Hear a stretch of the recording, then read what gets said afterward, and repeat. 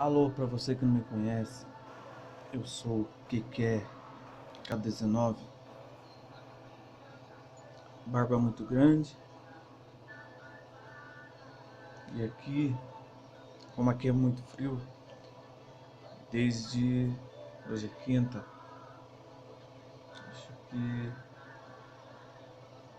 foi na terça-feira começou a fazer sol, tá muito quente, ó,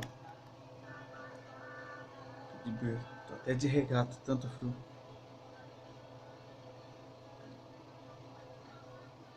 Essa madrugada eu cheguei, fui deitar, apaguei a luz do quarto, né? Apaguei a luz do quarto, tudo tranquilo. Deitei do lado da minha esposa, minha mulher. Aí eu falei pra ela: amor, se prepare, hoje à noite vai ser quente. Aí ela: é mesmo, é? Falei: é. Acabei de quebrar o ventilador.